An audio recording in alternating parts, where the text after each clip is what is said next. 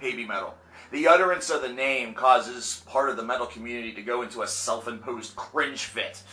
Yeah, in a world where there should be no flowers supposedly in this genre unless they're blood flowers or dead flowers or flowers that are holding tiny chainsaws, these three girls who are no older than 18 years old are rising similar to cherry blossoms. It's really quite a phenomenon. Ever since 2013, whenever we got a first utterance of the name Babymetal, it has been a group that has taken the world a bit by storm. And it's kind of like these 5 Reasons videos, which you guys seem to really like. Thanks very much for the support.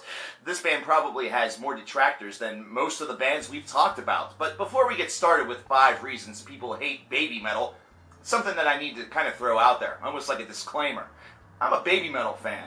In fact, I'm a fan of most of the groups that we've talked about so far in this 5 Reasons series. This is something that's meant more to explore the reasons why folks don't get into these products or no longer like these bands, and see some of the interesting reactions or the interesting responses that are gotten whenever this research is done. And what's also fun about this is the fact that you'll sometimes find people who are so dedicated to their dismay toward a group that they'll form websites or try to get them to stop making music through petitions. Thanks, Ghost. But at any rate, on with the show. Here are 5 reasons that people hate Babymetal, and we're going to start, of course, with number 5. Number 5, they're the equivalent of Justin Bieber or a boy band. Now, this is kind of understandable. In fact, this is an argument that shouldn't necessarily be a detraction point. It's one that's actually sort of speaking some of the facts. Now, just like in America or in the UK, where the whole boy band or boy or girl band phenomenon was a huge success, it's also a huge success over in Asia with J-pop and K-pop and other sorts of pop. All sorts of pop everywhere, pop goes the weasel. This is something, though, where Babymetal is seen as a metal group. However, it's 3 girls similar to a girl group that is fronting the actual band itself. They're basically the singers of the group. They are representing all of the lyrical side, the dance side, the fun side. So it does have a lot of resemblance to one of the traditional girl groups. This is actually one detraction point that I can't give a lot of grief to, considering it is a true statement. However, it shouldn't be something that stops you from checking this group out, especially whenever you consider some of the wild instrumentalization that you hear from the backing band. Now, is this to say that the backing band being better than the actual group should still be a reason to check it out? Actually, yes, considering the combined effort between 2 sides actually makes for interesting material. Especially look at some of the latter tracks off of this year's Metal Resistance, and you'll understand exactly what I mean by that. Number 4, metal isn't supposed to be cute. Now, of course, this new term kawaii metal has become a little bit more prominent over the past couple of years. However, the term kawaii, Japanese culture, and everything like that has been steadily on the ascent here in America for quite some time, and it is something that at times does take the world by storm. The idea of metal being cute, on the other hand, seems absolutely absurd. Why in the world would we want to talk about unicorns and chocolate and Barbie dolls? I'm a Barbie girl in a Barbie... Wait, sorry, wrong style. I'm a Barbie girl in a Barbie world. See, you can make anything sound metal. Doesn't matter how silly it sounds. Doesn't matter how silly it seems either. And really, this is something where the whole cuteness factor no doubt goes from the fact that they're pretty young. They're young girls. Give them the opportunity to grow up. Give them the opportunity to, experience life and enjoy themselves a little bit. The song Gimme Chocolate got a lot of airplay and really was seen as a big transition point for this group whenever they were taking the world by storm early in their career with their self-titled album. But this is not a reason to just dismiss them from the whole metal genre. Why not just include this as something that's a little bit new to the fold? After all, we've included deathcore. Some folks say the blood on the dance floor is metal, and, while some of us are like, no, other people are like, yes! Why not this as well?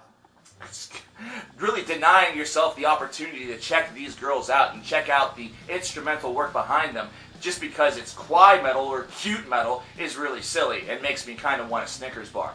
Number 3, they're an industry cash-in. Now, this is understandable also, considering this is based off of an idol situation, similar to an American Idol or a UK Idol, Britain's Got Talent, whatever you really want to call it. This is something where the group was assembled as opposed to it being these 3 girls calling up all of these well-known musicians, whether it be overseas, domestic, or both, and saying, hi, we're Babymetal, we want you, we're going to be really big.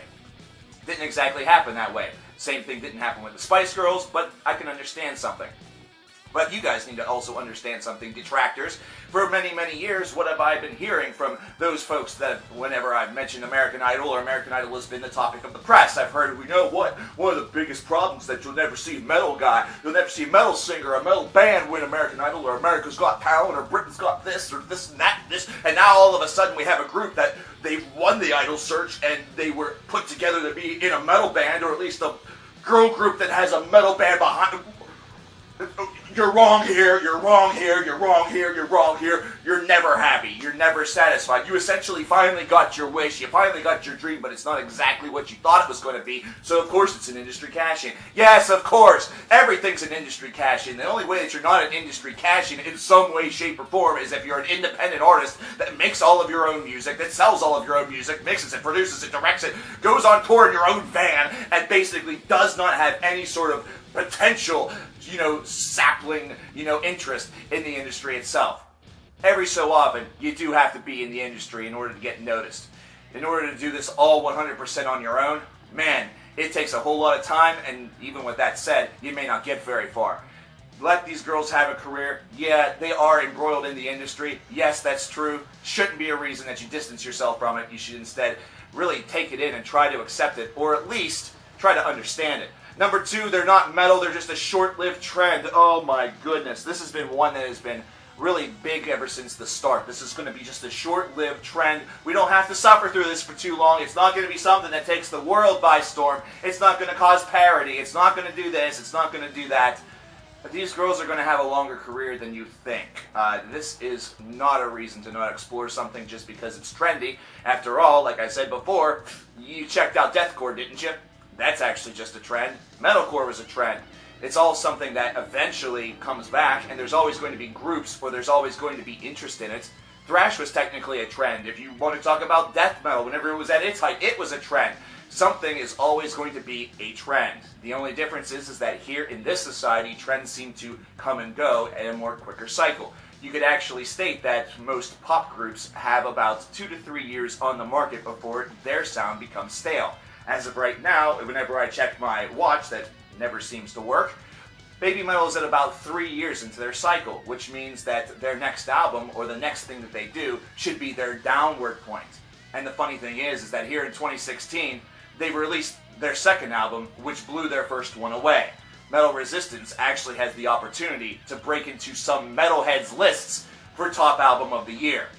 I'll say that again. Metal Resistance has the opportunity to break into some metalheads' lists as Metal Album of the Year. That's right. That's just how unique and how explorative this album really was.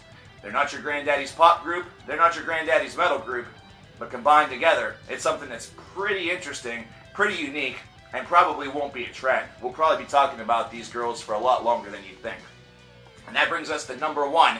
The biggest reason why people distance themselves and hate Babymetal, they're making a mockery of metal. You should see this look. I've done many videos about Babymetal ever since the first time I ever heard them back in 2014, to reviewing their first album, to reviewing Karate, to reviewing Metal Resistance, to reviewing this right now.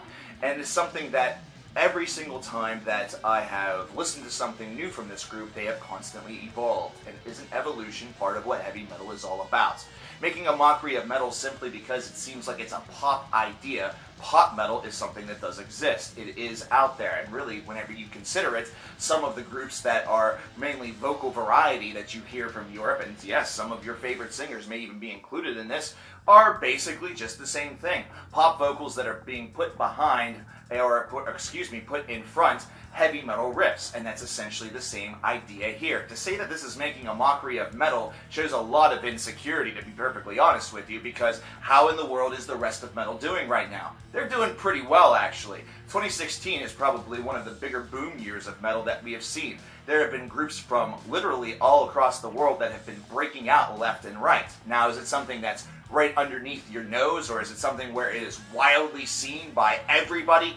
No, it technically isn't. However, I've noticed that there has been more and more interest in this group from outsiders, either that or from folks that are really trying to get into something that isn't just fringe line than ever before. It seems like more and more people are seeking out heavy metal. So to say that Babymetal is making a mockery of this is actually quite wrong, considering baby metal seems to be ascending in ranks, and a lot of these people that are interested in more styles of metal also listen to, they might actually be doing metal a bigger service. They might be being ambassadors to the music. The only thing that's making a mockery of metal are those of you that are saying that they're making a mockery of metal.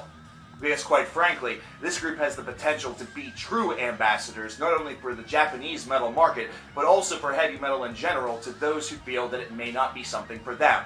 Seeing something like this that serves as a keen introduction point, that at least gives them a bit of an idea of what heavy metal is all about, will cause them to have a little bit more of a willingness in order to explore it even more so, considering it seems like a very inclusive genre, one that has a lot of different sides, a lot of different facets to offer. And that really is what heavy metal is all about. For those of you who are very close-minded about this, consider the fact that a group such as Elland is considered metal, a group such as Modeling of the Well is considered metal, there's avant-garde, there is classical metal, there's jazz metal. We have literally a type of metal that seems to fit in very nicely with every other subgenre of music that's out there. There's even country artists somewhat that are doing metal things, such as Hank Williams III, Ass Jack, and the Texas Hippie Coalition. What the fuck do you want?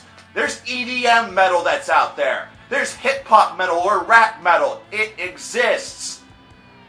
Not including these guys or calling these girls a mockery of heavy metal is actually just making more of a mockery out of your own argument. And that's all I have to say about that. There you have it, ladies and gentlemen. 5 reasons that people distance themselves from the girls of baby metal that probably have a collective age that's smaller than their own. That might be a joke on many levels. Either that or they're just pissed off that they probably couldn't get a date with any of these girls if they tried. Heck, neither could I. But I want to know what you guys think about this, considering baby metal has been taking the world by storm, and with the release of Metal Resistance, their star has only risen to bigger and better heights. It's caused more and more discussion.